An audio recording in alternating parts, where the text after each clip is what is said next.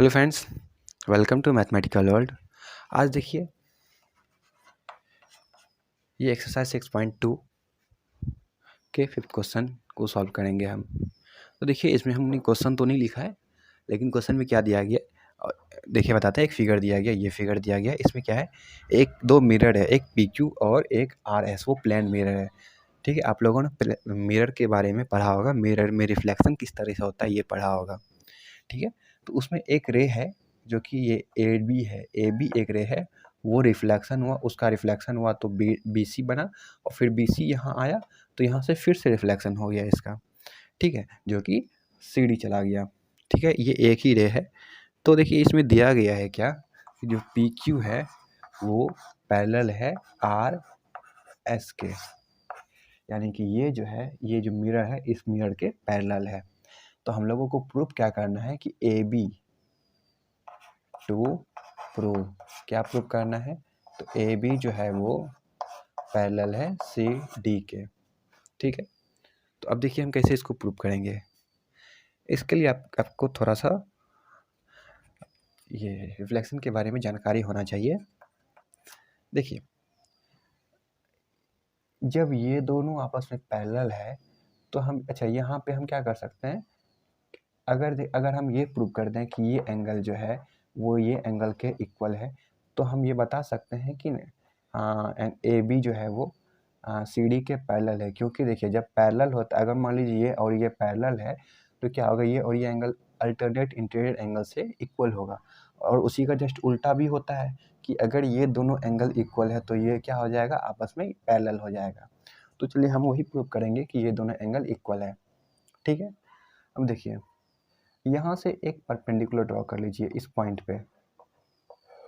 ठीक है, perpendicular draw कर लीजिए, इसका नाम हम M रख दिए, और यहाँ भी एक परपेंडिकुलर ड्रॉ कर देंगे जिसका नाम हम N रख दिए। ठीक है, अब देखिए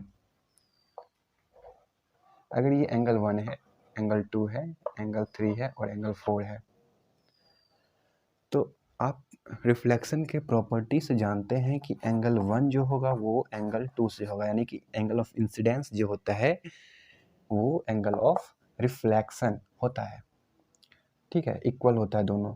उसी तरह से यहाँ पे एंगल 3 जो होगा वो एंगल 4 के इक्वल होगा। इसको इक्वेशन 1 मान लेते हैं और इक्वेशन 2 मान लेते हैं। ठीक है, अब देखिए ध्यान से जरा, अब जब ये दोनों लाइन पैरेलल है तो दोनों पे जो परपेंडिकुलर ड्रॉ किया जाएगा, दोनों पे जो परपेंडिकुलर ड्रॉ किया जाएगा ये दोनों आपस में भी क्या हो जाएगा, पैरेलल हो जाएगा। ठीक है, यानी कि BM जो है वो पैरेलल है CN के। क्यों, क्योंकि दोनों सेम एंगल से ड्रॉ किया जा रहा है, दोनों लाइन से, दोनों पैरेलल लाइन है। इससे जिस एंगल से ड्रॉ किया जा रहा है उसी तरह से इसमें भी ये उसी एंगल से ड्रॉ किया जा रहा है। तो ये दोनों क्या होता है, आपस में पैरेलल हो जाता है, चाहे कोई भी एंगल हो। यहाँ पे 90 डिग्री हम यानी कि परपेंडिकुलर ड्रॉ किया है, तो हो सकता है अगर हम 60 डिग्री से भी ड्रॉ करते दोनों को, एंगल 60 डिग्री रहता है दोनों में, तो भी ये दोनों आपस में क्या होता है, पैरेलल हो जाता है। ठीक है, अब देखिए, अब जब पैरेलल है तो देखिए ये एंगल 2 जो है वो एंगल 3 के इक्वल होगा। क्यों, क्योंकि देखिए यहाँ पे इस तरह से है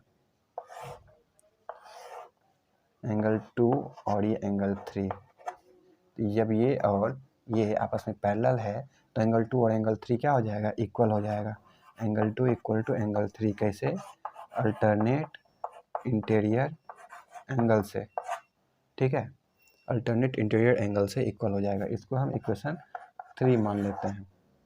अब देखिए इक्वेशन 1, 2 और 3 से हम क्या पता कर सकते हैं कि एंगल 1, एंगल 2, एंगल 3 और एंगल 4 चारों एक दूसरे के क्या हो जाएगा, इक्वल हो जाएगा। यानी कि फ्रॉम 1, 2 एंड 3 क्या हो जाएगा, angle 1 equal to angle 2 equal to angle 3 equal to angle 4। ठीक है, अब देखिए ज़रा सा हमको इसको ऊपर वाले को मिटाना पड़ेगा। तो अभी तक हम लोगों को क्या पता चला कि ये चारों एंगल इक्वल है आपस में, तो चलिए इसको मिटा देते हैं।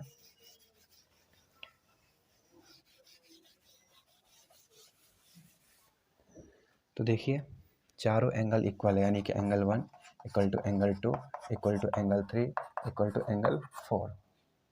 ठीक है, तो अगर मान लीजिए चारों को हम x मान लेते हैं, ठीक है, तो एंगल ए बी सी, तो एंगल ए बी सी कितना हो जाएगा, एंगल 1 प्लस एंगल 2 होगा, और दोनों को हम x लिख सकते हैं, यानी कि ये हो जाएगा 2x हो जाएगा। उसी तरह से हम एंगल बी सी डी को क्या लिखेंगे, angle similarly angle B C D जो होगा वो भी 2x हो जाएगा। देखिए अभी हमने बताया था कि हम लोगों को इसी को प्रूव करना पड़ेगा, और अगर ये प्रूव हो गया कि ये दोनों एंगल इक्वल है, यानी कि ए बी सी, यानी कि ये एंगल और ये एंगल अगर इक्वल हो जाता है तो ये और ये आपस में खुद ब खुद पैरेलल हो जाता है। तो इसीलिए हम लोग क्या कर सकते हैं, लिखेंगे since angle A B C equal to angle B C D, so therefore by the property of parallel lines we can say that AB parallel to CD, और हम लोगों को यही प्रूव करना था। तो अगर आप लोगों को इसका सॉल्यूशन अच्छा लगा हो तो वीडियो को लाइक कीजिए।